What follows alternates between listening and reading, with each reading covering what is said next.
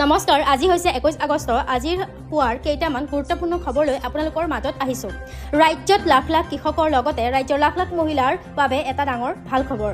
প্ৰথমটো ডাঙৰ গুৰুত্বপূৰ্ণ খবৰ হ'ল কৃষকসকলৰ বাবে।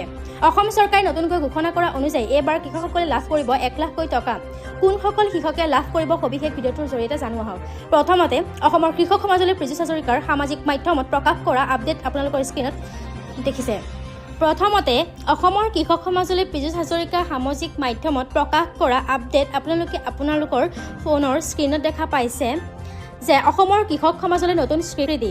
মাননীয় মুখ্যমন্ত্ৰী ডক্টৰ হিমন্ত বিশ্ব শৰ্মা ডাঙৰীয়াই চলিত বৰ্ষত 1000 গৰাকী কৃষকক মুখ্যমন্ত্ৰী কৃষি উৎকৰ্ষ বঁটা প্ৰদানৰ কথা ঘোষণা কৰিছে।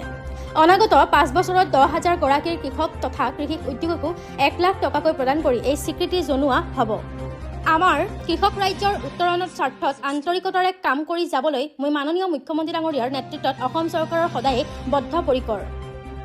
ইয়াৰ পিছতে পৰৱৰ্তী খবৰ হৈছে যে অৰুণোদয় আঁচনিক লৈ আছে। ৰাজ্যত লাখ লাখ মহিলাসকলে অৰুণোদয় আঁচনিৰ বৰ্তমান ধন লাভ কৰিছে। ইয়াৰ উপৰিও অৰুণোদয় আঁচনিৰ হিতাধিকাৰীসকল আপোনালোকৰ নাম যদি অৰুণোদয় আঁচনিত অন্তৰ্ভুক্ত হৈ আছে, বৰ্তমান চলিত মাহত অৰুণোদয় আঁচনিৰ ধন আপোনালোকে লাভ কৰিছে, তেন্তে আপোনালোকৰ বাবে এটা বহুত ডাঙৰ ভাল খবৰ।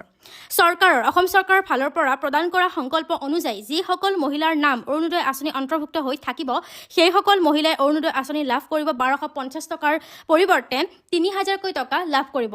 এয়া এক বহুত ডাঙৰ ভাল খবৰ, লাখ লাখ মহিলাসকলৰ বাবে এক ডাঙৰ খবৰ। ইয়াৰ পিছতে পৰৱৰ্তী তৃতীয়টো খবৰ হৈছে যে নিযুত মইনা আঁচনি লগতে নিযুত বাবু আঁচনিক লৈ অসম চৰকাৰৰ এক বৃহৎ পদক্ষেপ। নিযুত মইনা আঁচনি আৰু নিযুত বাবু আঁচনিৰ 6 আগষ্টৰ পৰা প্ৰ-পত্ৰ বিতৰণ হোৱা দেখা গৈছে। বৰ্তমান ছাত্ৰ-ছাত্ৰীসকলে কোনসকল ছাত্ৰ-ছাত্ৰীয়ে পাব? একাদশ আৰু দ্বাদশ শ্ৰেণী, পলিটেকনিকৰ প্ৰথম আৰু দ্বিতীয় বৰ্ষৰ ছাত্ৰীলৈ মাহিলী 800 টকাকৈ প্ৰদান কৰা হ'ব। ইয়াৰ পিছতে স্নাতক আৰু সংহত শিক্ষা কাৰ্যসূচীৰ পাঠ্যক্ৰম আৰু তৃতীয় বৰ্ষৰ ডিপ্ল'মা পলিটেকনিকৰ ছাত্ৰীলৈও 1250 টকাকৈ প্ৰদান কৰা হ'ব। স্নাতকোত্তৰ আৰু BEdৰ ছাত্ৰীলৈ 2500কৈ টকা প্ৰদান কৰা হ'ব।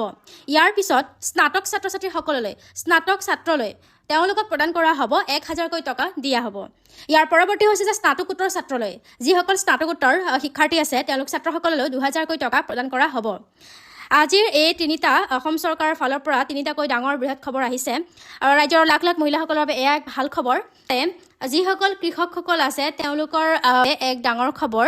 যিসকল ছাত্ৰ-ছাত্ৰী আছা তোমালোকৰ যি প্ৰপত্ৰ দিছিলে 6 আগষ্টৰ পৰা, সেই 6 আগষ্টত দিয়া প্ৰপত্ৰখিনি তোমালোকে নিজৰ কলেজত জমা কৰিবা। তাৰ লগত যি কি ডকুমেণ্টছ থাকে, কেনেকৈ কি কৰিব লাগিব তাৰ সবিশেষ এটা ভিডিঅ' বনাই থোৱা আছে মোৰ ইউটিউব চেনেলত। তোমালোকে যদি চাব বিচাৰা তেতিয়াহ'লে গৈ পেলাই চাব পাৰা। তেনে যিবোৰ নতুন নতুন খবৰ পাই আছে আপোনালোকে, সেই নতুন নতুন খবৰসমূহ পাই থাকিবলৈ আমাৰ চেনেলটোৰ সৈতে আপোনালোকে জড়িত হৈ থাকিব। ভিডিঅ'টো এটা ভাল লাগিলে লাইক কৰিব, লগতে এটা আপোনালোকে কমেণ্ট কৰি জনাব যে আপোনালোকৰ বৰ্তমান PM কিষাণৰ যি দ্বিতীয় কিস্তিৰ পইচাটো সোমাইছে নাই সোমোৱা, আপোনালোকে আমাক জনাব।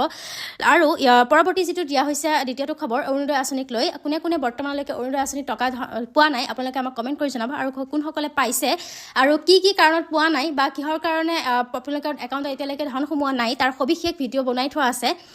আৰু আজিৰ এই ভিডিঅ'টো প্ৰথমৰ পৰা শেষলৈকে চাই থকাৰ বাবে অশেষ ধন্যবাদ। আৰু চেনেলটো ছাবস্ক্ৰাইব কৰি ৰাখিব, লগতে বেল আইকনটো প্ৰেছ কৰি ৰাখিব। যেতিয়া আমি আপোনালোকক ভিডিঅ'সমূহ প্ৰদান কৰিম তেতিয়া আপোনালোকে ভিডিঅ'সমূহ তৎক্ষণাত আমাৰ চেনেলত আপোনালোকে পাব।